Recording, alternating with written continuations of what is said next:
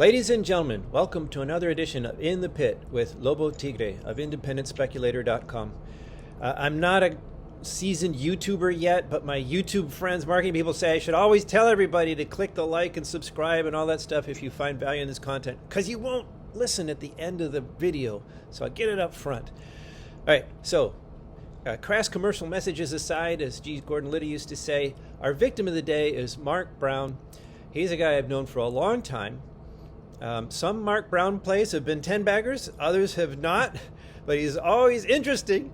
Got something going on. Today we're going to talk about Alianza Minerals, which, despite the Latin name, is actually working in the Great White North on silver, which is of great interest to our audience right now. So, Mark, why don't you give us an overview of what Alianza is doing, and then I've got a few questions for you. That sounds really great. It's great to be here. I wanted to start out with explaining that I'm the president of Pacific Opportunity Capital Limited. And, Lobo, we invest in all of these companies in a big way that we work with closely. We're the financial backing for these companies. So when you talk to me, you're talking to a big shareholder of these companies. And, I'm a guy, like you said, I've had some companies that haven't worked out, but I have rung the bell of the New York Stock Exchange. And I've also built a company that we incorporated in 1999 called Rare Element Resources that we built up into a $500 million company. I was the big shareholder of that company. I was the founder, along with a guy named Norm Burmeister. And boy, that was a lot of hard work to get that going. But in the end, we raised $50 million the last financing before I stepped off of that board. And the stock was trading at $15 a share for a long time. We started at 10 cents a share.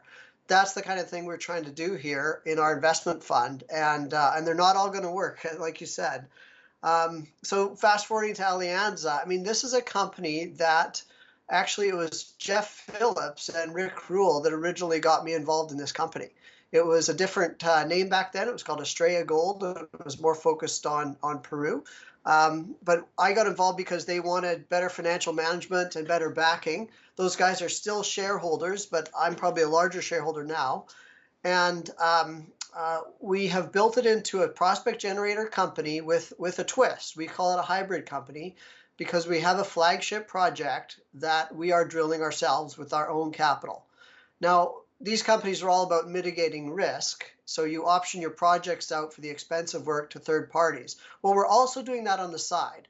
And it is still a major part of the company, but Alianza really is focused on the Haldane silver project, which is a very high-grade silver project in the Yukon, with some side projects that are, in the case of the two that are optioned out right now, one is a copper project and one is another silver project. So that's maybe a long intro, but there's lots of exciting things going on. So do you want to fire away with some questions? Sure, very good. I usually wrap up these interviews with the skin in the game question, but since you brought it in up front, you want us to buy this stock, how much of your own money, not, founders, seed share options, it's whatever. How much of your own money have you put into this, Mark? So I'm the major shareholder of Pacific Opportunity Capital, so I include that as my own money. I do have two partners here who are also chartered accountants. They're both from ex-Deloitte, so I'm ex-Price Waterhouse. But Pacific Opportunity and me combined, not even including my wife, she's a big shareholder as well, but we've put in probably over $1 million into this company over the last 7 or 8 years. So we have serious money into this company. All right. Well, that is, just funny, strikes me what you said. 3 accountants. Aren't accountants supposed to be conservative guys, not wild speculators? How did you get into speculating in the resource sector as an accountant with a bunch of other accountants? Well, it's a good question. We do non-resource companies here as well, but we're all three of us have the same affliction that we actually like a lot of control over what we do. We also don't just want to be, accounting is technically a historical business. You're always looking at the history. We want to be doing proactive stuff. So our business here, we own funeral homes, we own a tech company, we just sold another tech company last year. We have multiple businesses going on. But back to the mining and exploration, I have a deep knowledge and history with those companies. I went from Price Waterhouse, where I qualified as a CPA, to a company called Miramar Mining that was a 100,000-ounce gold producer. I worked there for a couple of years with some very entrepreneurial people. One of them was Steve Quinn, who I still do some things with today, very well known in our industry, and Wally Barakoff. And then I went from there to another large mining, gold mining company called Eldorado Gold, which again, Miramar had the Con mine up in northern Canada. Eldorado had the Sal Bento mine in Brazil. And so it was another 100,000 ounce a year producer. And I did a lot of the financial behind the scenes work for those companies. And it was exciting and I learned a lot. And I guess I got the bug. And then at one point when the gold price went down to just under $300 an ounce, if people are old enough to remember those days, I moved over and joined my father at Pacific Opportunity Capital, which I now run. And we started off helping a lot of junior exploration companies, trying to give them senior help and financial backing so the geologists that are really the entrepreneurs can go out and focus on building these companies and adding value to the projects. And also once in a while, as an executive chairman, kind of saying, you know what, that deal doesn't look good to me. Let's skip that one and let's try something better next time. That's quite a story. So a little bit of adult supervision. Yeah, but the timing there is, wow, it's again pretty ballsy for an accountant. That's really quite striking. You have a contrarian streak, it seems. Yeah, I mean, I'm a big gold bug and silver bug, but I also, I know you're a little libertarian. I also don't like big guts. I like to do things my way independently, and you live or die by that. You can do them right or do them wrong. And so I back these companies, and we don't just back them for a couple of years. We don't just get into the flavor of the month with what elements are doing well at that time. I was in rare elements, rare earths, well before anybody else was in 1999. And we believed in it and we backed it for, by 2012, that thing was worth $500 million. So it took a long time. No, I remember that story. I remember trajectory. that story. We recommended it back in my Casey days at around $1. And I got some pretty furious pushback when we sold around 10 and took profits Casey style along the way, the Casey free ride. I have my own improvement on that. I call it the X-side maximizer, so we don't sell too early. But I remember getting a lot of pushback on that. But anyway, we made money, so. That's what we want to do in this business. That's what we want to do. That's what buys you the nice car and the nice house and the nice boat. But there's a lot of ones along the way that aren't going to work out. And in my office, we stick with those guys, and hopefully people at least break even on the ones that don't work. But the ones that do work, that's, as you know, you're going to do extremely well on them. And that can be game-changing and life-changing for people. All right, so let's talk about Alianza. And you can't pick a favorite child, I suppose, but is this going to be the next rare element? And if so, why? Well, I really like what's happening in Alianza right now. The exploration up at Mount Haldane, which is in the Keno Hill area of the Yukon, has been going really well. So we picked up a historic project. It was Jason Weber that found it, went out and acquired it for a good price, and it's all paid off. We own 100%, no royalties.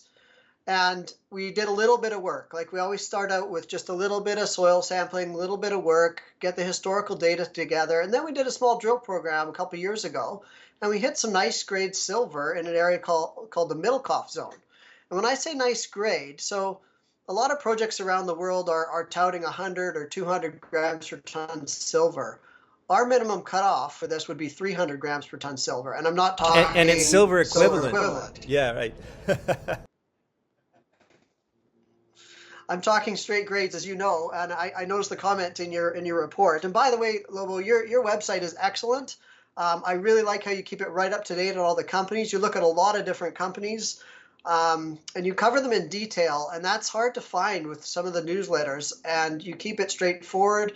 I like your strong opinions on them, which, if I'm an optimist, maybe you have a little bit more pessimism, which is healthy for investors. So I really like that. But when we're reporting stuff, we're showing actual grades and true widths. So our true widths, generally we cut them in half from where we're drilling. And I think that's really important because that's factual and it's realistic. And sometimes in today's world, it's hard to find real facts. But jumping into it, I mean, we've hit some high grade. So we drilled one area called the Middlecoff zone. And across the valley in this one area, there was a little bit, an area called the West Fault. And that had one drill hole in it that they lost a lot of the core in it because it was really rough drilling. And they actually hit really high grade results in there, like 1,000 gram per ton silver. And so we went in over this last summer and drilled in there and hit, one intercept in hole 19 that hit 8 meters of over 300 grams per ton silver, 0.89% lead, 1% zinc. And then we hit another hole. Sorry, that was in 2020. And we hit a few other holes in that same area. And little parts of these holes have really high grade. Like that hole had a 1.7 meters of over 800 grams per ton silver.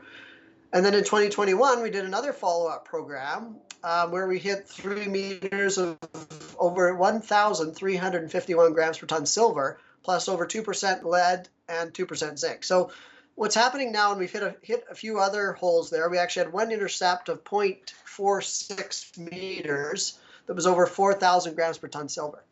So what you're getting into now is something that's looking like it's actually got something to it. It needs more drilling, and you want to start thinking about calculating a silver resource for this project. And we also there's basically 4 main areas, but there's other prospective areas that we can look at. All right, well, Mark, let me jump in here and ask you specifically about this, because I remember those results. I remember there was also 18 centimeters of 145 grams per ton, so not the same. And they're pretty close together. Like there's a fan, as I read your map, your plan view, it looks like a fan of covering about 50 meters of this. And you've got, super high grade and some thick, 6.8 meters, but also some thin of, sub-economic looking. So, I want consistency and I want size. And I get that you have to start somewhere. Like there was nothing but, a partially drilled hole before. So I'm not knocking that. I'm not saying, hey, this is all garbage. I'm just saying, help me get from where we're at now to where we have a deposit worth putting a resource on. Right. And that's so important. I mean, you're right. This is early days. So I've done a comparison of us to what Wiesel has, and they have 109 holes and we have 9 holes. It's early. So what we're figuring out is a couple of things. So some of these holes in this West Fault area in particular, what we're finding is the veins run, and I'm going to show you my pens here, a bit like this. They overlap, and there's short sections where there's these 3 to 8 meter wide veins, and then there'll be 2 more and more and more. And so when we're drilling in the middle of these things, if we drill right down here where we might hit 2 veins, which we have in the past, so one of them is really high grade lead and zinc, but very low grade silver. So they peter out at the ends there, just like the pens get thinner and thinner, and then they're thicker in the middle of the pen. And so there's multiple swarms of these things. So in terms of the 50 meter step outs, because it's vein drilling, it's not a disseminated deposit. You're targeting these small veins that potentially go deep. You need to do lots of drilling. So we talked to Alexco, our neighbor, and we said, what kind of step out holes do you guys do? And they said 50 meters. So we're doing the same, and we're following those along the vein, at least on the West Fault area. One of the other areas called the Bighorn area, we hit some 100-gram silver results there. We actually had 4 intercepts potentially of veins, but they were all sub-economic ore. But again, the electrical guys looked at it and said, once you get into these veins, you just need to keep drilling along it, and you'll probably hit much higher grade. Because we're in the same Keno Hill quartzite rocks exactly as to what Alexco has next door. So it's important. We're early stage. We need a lot more drilling to move these things forward. I hope that answers your question. Yeah, no, that begins to. But at Alexco, it's not just the rock type. They have a specific theory for, I don't think it's dilation zones exactly, but there was some form of periodicity to where these things were occurring. And they had a model for where to drill. And they had rock prep at Birmingham.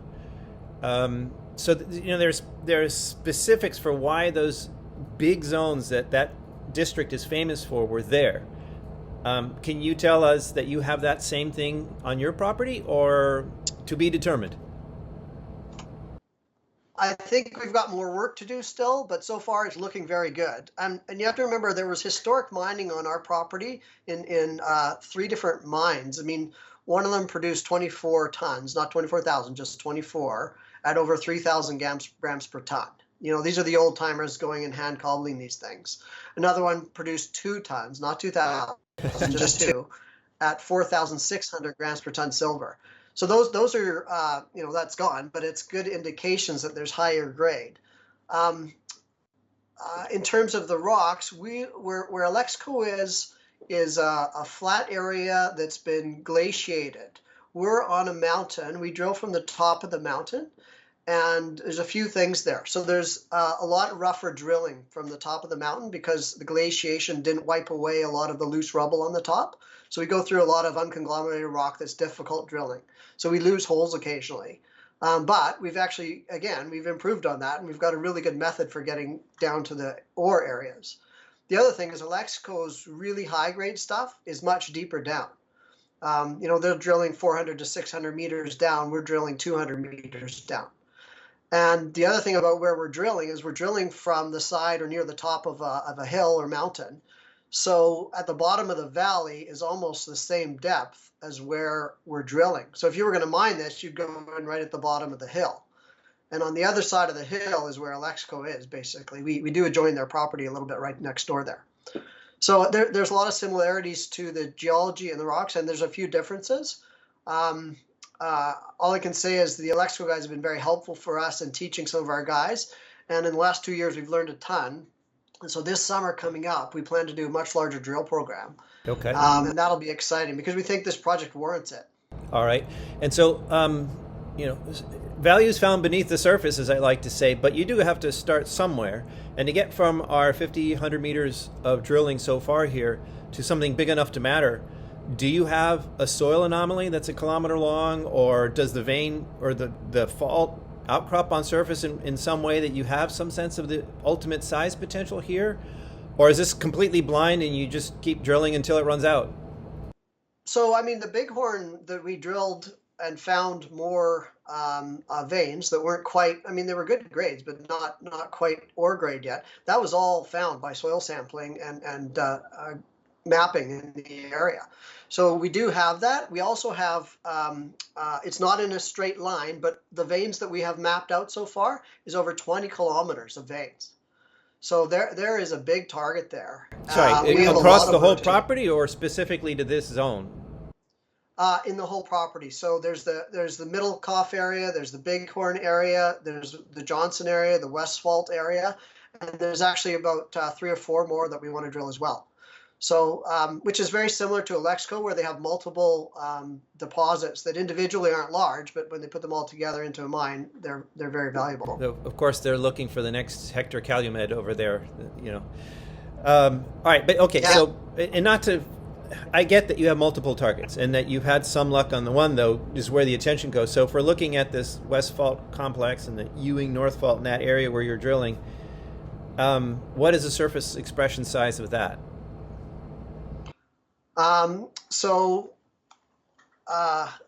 It is kilometers. It's a very large area. The Bighorn area is about 2 kilometers from where the West Fault area is. So I wish I could put up a map for you, but if we'll put a link to your website where Alexco is. Mm-hmm. Okay, we can put it in a link. Sure.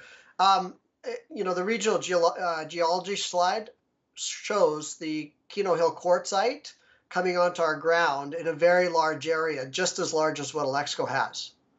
So, and the other key thing you need, not just the rocks, but you also need the faults. The faults is where the silver collects and accumulates with the lead and the zinc. And we have mapped, like I said, over 20 kilometers of faults in the area, and also a joint fault. So there's one major fault going this way, but the other ones are coming in the side along here. And that's where we're doing a lot of the drilling. One of those faults is the West Fault. That's what we're drilling and hitting the high grade at the West Fault zone. So there is very large potential to make this large. It's still early days and it's difficult drilling, and we've been limited budget, but coming up, we think this warrants a bigger drill program, and we think this warrants a lot more work. It's the kind of thing that we could, if it goes out in the next couple of years, we'd want to do a resource estimate for the different deposits at some point. We need a lot of drilling to do that. That's one of our interim targets. And then it's the kind of thing you could take and it could be spun out or put into a separate company.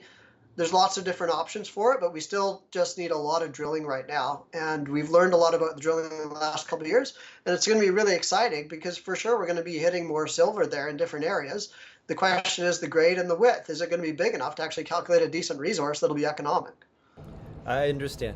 I have to rib you a little bit, for sure. That's a dangerous 2 words to attach to drilling. But okay, let's say this is all on track ahead, and as you're saying, how do you raise the money for that? Unfortunately, you're in penny stock hell right now, this is difficult drilling. It's going to cost more to get it done, and it's not as deep as Keno Hill, but to really define something of size here, you need a real drill program. You're not just 2 or 3 holes. You need fences and fans along here to define something big. You need several $1 million worth of drilling. How do we get there without diluting the heck out of shareholders? Yeah, so our budget for next year, what we're looking at planning, and we're just still accumulating everything from last summer, would be somewhere between a $2 and $5 million drill program. That's a tall order, like you say. We have basically about $250,000 of cash in the bank. And yes, we have a little bit of money coming in from our joint venture partners. We can talk about that later, but we're going to need to finance this. So I'm a major shareholder. We've got a couple other major shareholders. Sprott's a major shareholders.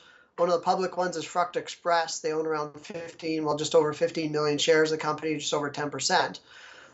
Those guys have all been very supportive in the company. They also own a lot of the company. So I can sit here and say, oh, we'll go back to our supportive shareholders and they'll all put money in. Well, they might. But what we really need is investment funds coming in and or a strategic partner really to help us fund that. We don't really want to option this project out. We'd really like to keep it, but optioning it out is always an option, depending if it's the right deal. So we're out constantly right now looking for that strategic partner or lead order on a financing. At the same time, you're right, we're trading at 7 cents Canadian. That's not good enough. We need to do a lot more promotion of the good results we've had.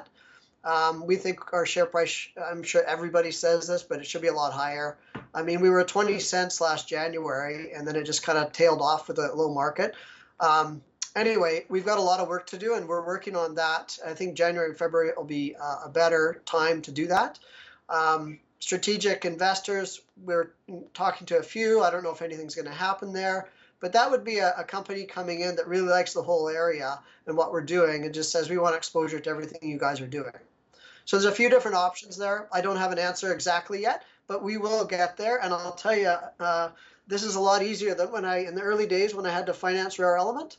The first thing I ever had to do in those days was explain what rare earths were. Nobody knew. And that was 3/4 of the conversation. And then they said, I really don't get it, but you seem like a nice guy, so we'll give you a little bit of money.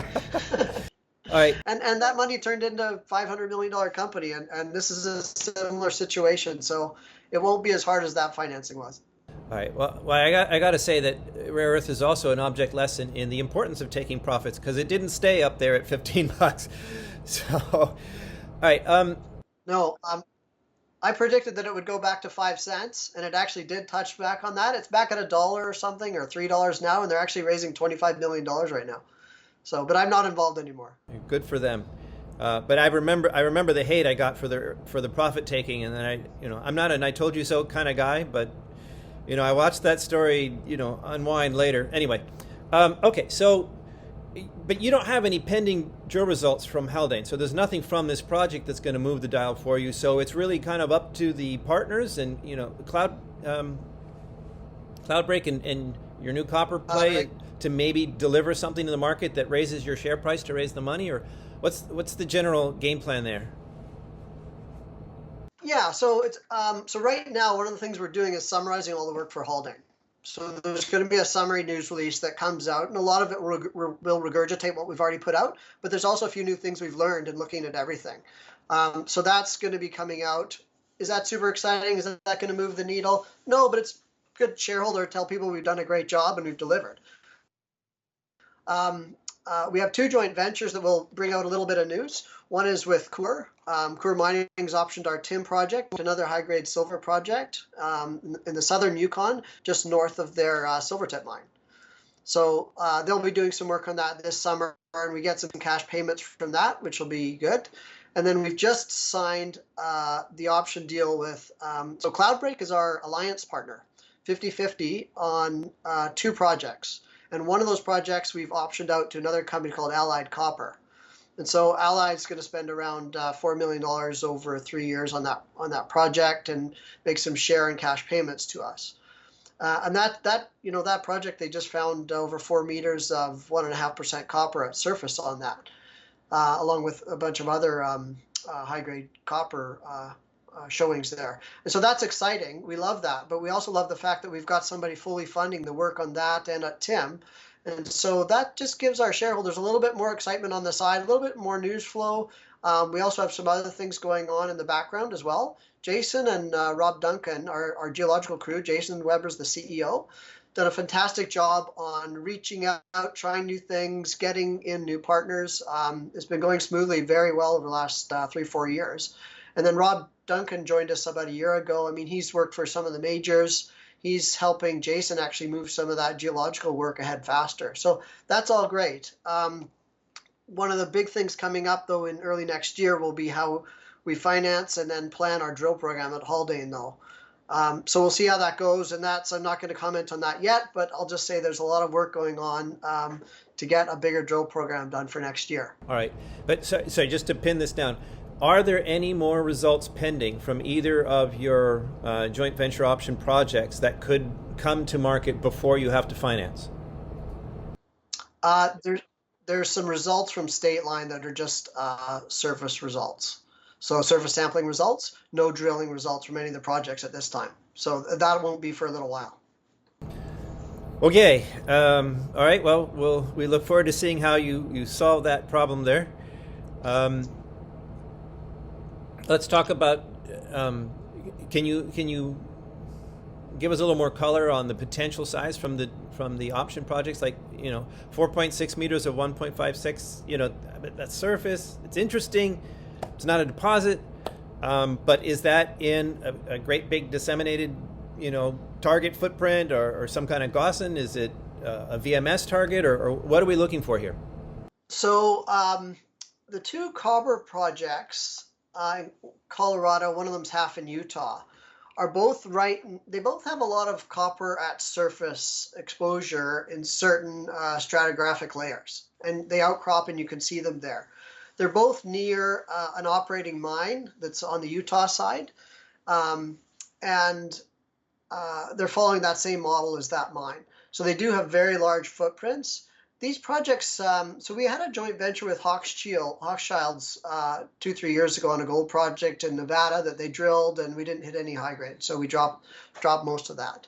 But Hochschild's brought in an expert from Colorado who has become a bit of our partner on some of these things in terms of finding projects. And so he recommended these copper projects, and we really like them. And we look at a lot of projects, Lobo, like, I don't know, one a week probably. And a lot of them get quickly tossed out, right, by Rob and Jason. And I get to see the ones that they're like, oh, this is intriguing. So there's another gold project actually in southwestern Colorado as well called Twin Canyon. And that's a bit of a different one because the gold is in, there's a family that owned it. They've been underground mining there kind of as a hobby and pulling out decent grade and processing it in their garage, and these are the kinds of things that could lead to bigger mines, and making money from it. But we looked at the surface expression for what they've been mining in a bigger scale. And it's in kind of remote area of Colorado that we're just about to get the permit to do the drilling actually for that. So people were worried about the state of Colorado, but so far it's been fine for us. It's got power and roads nearby, but not too close either. But that gold project is in an area where the gold is associated with bitumen. And so you can actually see in the walls of this underground mine these little black specks which is the bitumen. And for whatever event that put the bitumen in there, it also brought some gold in there. So that's a very intriguing thing. And again, if you have a small family-run mine, that's generally not going to make it for a project the size of what we're looking for. So we went out and said, well, how does this look? And we said, actually, we did surface sampling in the area, and the footprint is 3 miles by 3 miles kind of thing. It's potentially big. It's early stage. We did some surface sampling, found some more high-grade outcrops with the same kind of bitumen gold relationship. So there's potential there. So that one and the two copper projects, which are Klondike and State Line, are all up for option. And as I said, we just optioned out the Klondike project. We hope to option out State Line soon. And then as soon as we get the permit on the gold one, Twin Canyon, we hope to option that out as well.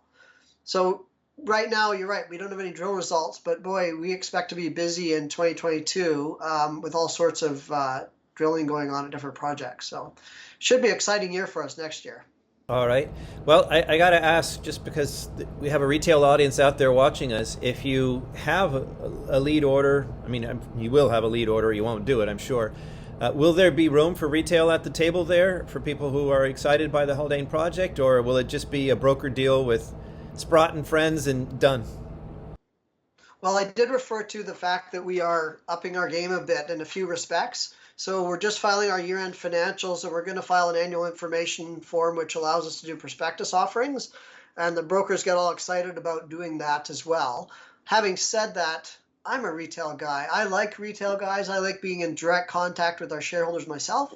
Most of the large shareholders of the company are known to Jason and I very closely, and we're in contact with them regularly. So if anyone ever calls us on the retail, we're happy to accommodate them, and I usually do a bit of an interview because we generally don't want people who are the flippers or the warrant clippers. But there's those guys serve a useful purpose too at some point, and I know you've recommended that sometime, and frankly, I agree with that as an investor. But we do generally like to have people in who have been long-term holders and give us a chance at least to see the outcome of a drill program they might be funding, so which is usually longer than 4 months. Actually, Mark, I've never told people to sell immediately and ride the warrant. My general guidance is don't buy the private placement unless you would want to own the stock anyway. Like, there's so much risk here. Like, and you've got lockups, especially if you're in the U.S. side, and more complications. So, anyway, but yes, I get that. But it is a very risky business, and that's why you want to work with people who've done it before and who at least you believe are honest in spending the money on exploration and not on other things. I mean, it's really important. And retail guys that come in on our deals also have to be accredited. I should mention that. And there's various rules for that. And one of the things that's exciting is that in Canada, they're actually softening those rules for people. The accredited investor rules, when you step back and look at it, I know you're a bit of a libertarian, but that was a rule that just made wealthy people more money because the average person can't get into it. How ridiculous is that? They're protecting the average person from themselves. So in Canada, they are in about a year or so, they're going to soften that rule and make it a lot easier for the average person to be able to invest in private placements. Having said that, it's still a highly risky business. Sure. No, but I'm glad to hear that. I mean, that's exactly right. It's perverse. You're protecting the little guy out of any chance of having a seat at the table with the big boys. So happy to hear it. Okay. All right. Well, I get it. And I wish I could say, okay, well, we look forward to those drill results. But it really, the thing to look forward to now is the news on how you're going to fund the next stage and how that's going to happen. And that will be the next definer of the value proposition here that I see. So, yeah, financing drilling to do a potential resource report is a little bit easier than just raw exploration. Still hard work, but we've got to do that. And if you allow me to dream for a minute as to where I see this project going, if this works out and we find decent resource there, what's going to happen with Alianza? I mean, you could do a spin out of it. That's one option, and it's usually very good for shareholders. But in this, particularly in Haldane, in the Keno Hill area, Alexco has some royalties on their project that we don't have. They have some reclamation issues that we don't have. But they're an excellent group. They've built a mine that is hard to do these days, and they've been really kind to us and teaching us. But really what I see happening is somebody bigger coming into the whole area in the next 2-3 years, acquiring Alexco, Alianza, and even Metallic. Metallic's had some good results in the area there on one of their smaller projects, just like us. So there's a bit of a consolidation play that could go on there. And, Alianza itself is a prospect generator. Often prospect generators become royalty companies in the end. And we do have still a royalty down in Peru, and we have one copper project in Peru. Those things are percolating in the background as well.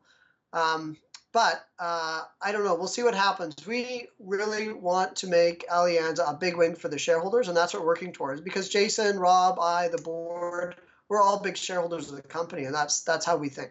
Sure. Well, actually, so that actually argues more for the spin out, because if you do get taken over, you get nothing for the other projects that are outside of the Keno Hill area. And in this particular case, it would be easy to divide, that piece that would be attractive for a takeover or consolidator in the area from everything else. And why not? Why not have the rest of the prospect generator model just keep going? It wouldn't even need that much money. Exactly right. You wouldn't need to give away all the cash or anything because it's a prospect generator. That's exactly right. I mean, and we're doing well on the prospect generator side. We've got good new projects coming in, and they're getting optioned out. And I think the payments we get in the next few years are about $800,000.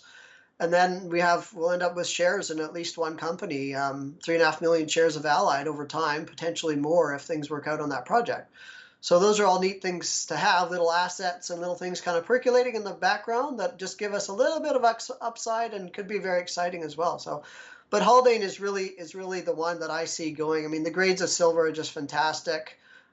We've got lots of area to focus on up there, and I should mention the First Nations groups up there. We have regular meetings with them. The Natchanayak Dun have been very helpful for us. We employ some of their people when we can. We had a call with them a few months ago where I think we had 23 people from the nation on the call.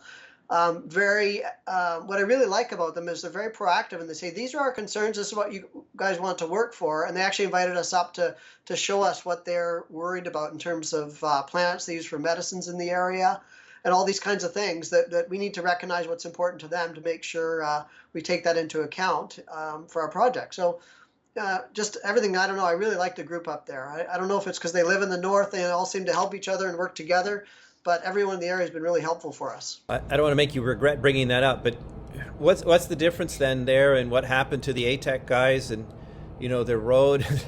It seems like there's some of these bands want to, they're pro-business and they get it, and there's others, and how does an outsider know that you didn't just bullshit us and you don't have, a roadblock in the works when we're not looking? I know some things about the question you asked specifically about that project, which I won't comment on, but it's really important to make sure you get any projects or problems out early on and address them. And that's what we've been doing. If you don't do that and you try and do things later, or you ignore these issues, or you don't treat the people, any local people, like they're partners in the area, it's a mistake. And so, there's things that we do in the area to try and help out when we can. And you need to have that relationship, just like, when we're in Portugal with Avrupa, which we're still involved with, which we've done an interview before. It's a different situation, but you're dealing with local farmers and ranchers in the area, and you have to treat them as partners if you want to go on their land. And you have to have agreements with them and be proactive in doing that. And so you just have to do that. And the companies that generally run into problems haven't done a very good job in that. That's all I'm going to say. All right. Well, normally this is the skin in the game question part of the wrap up. We've already been there, so I appreciate that you're a shareholder. You're in it with shareholders, and all I can really say is let us know when you have that financing. If there is a retail component there, that may be of interest to us, and I'll let you have the final word. The only final word is this. I mean, the market's a bit down right now. We can't control the silver price and those kinds of things, and there's tax loss selling right now. But I think it's going to be better in January, February. We're not waiting for the market to get better and the silver price and those kinds of things. The current prices are great for the grades we have. Our goal is to advance this, and we're going to add value for our shareholders by drilling. And we expect to add a lot of value in the next couple of years.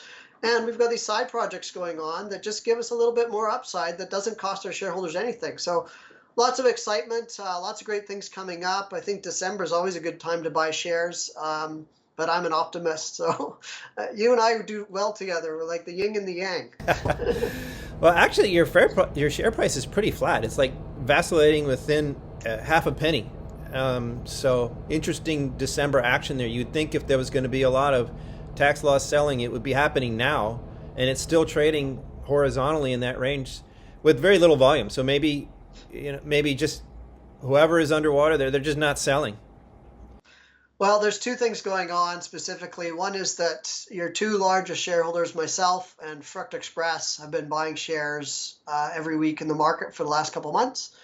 And You've probably got some tax loss selling and maybe even we raised flow through funds in the previous years.